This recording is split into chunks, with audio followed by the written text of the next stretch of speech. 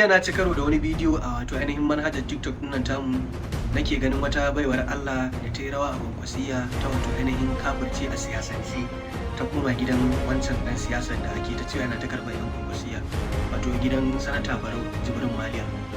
To alayi halin dama irin wannan matsalolin sukan faru a cikin siyasa.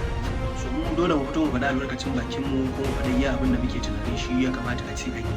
Tun farko ma dai kalubale gare mu ɗan kwankwasiya da kanshi mai girma gwamna injiniya Bakar Yusuf da jagora ma mai kamfanin gaba ɗaya injiniya da Tarabi Musa Kwankwaso.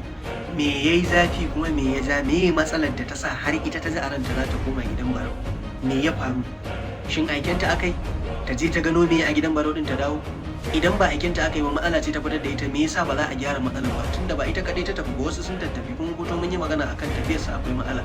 Domin mutum ya tafi ko bai tafi da kowa ba, zai tafi da ƴan uwansa, zai tafi da mahaifiyarsa, zai tafi da matarsa da ƴaƴansa da sauran wasu mutane daga cikin al'umma. To dole ko kana so ko baka so, duk sanda aka ce mutum ya fita da kwankwasiya, wallahi kwankwasiya ita ta yi asara kuma rabuwa a kai. Da alama dai da ta je gidan Barau din bata samu abin da take so ba, dan ina kyauta zaton cewa da ta samu abin da take tunani Barau din yana bayarwa, wanda dama kwaɗayi ne ya kai ta.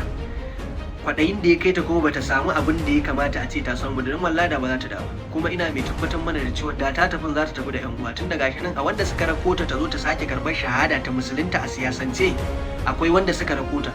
To wannan din fa da ta tafi da su za ta tafi, yadda ta dawo ta da su din, to da ta tafi da su za ta tafi.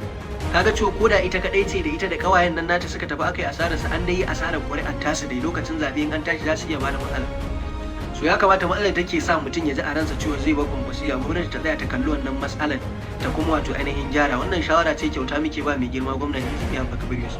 Duk wanda ya yi hidima ya kokari a janyo shi a jiki a yaba masa, ko ba a bashi komai ba a kira ka ma a nuna abin da kai mun ji daɗi, wani abu ne a hoto da kai a yaɗa wa duniya, ko mutum zai sake yi.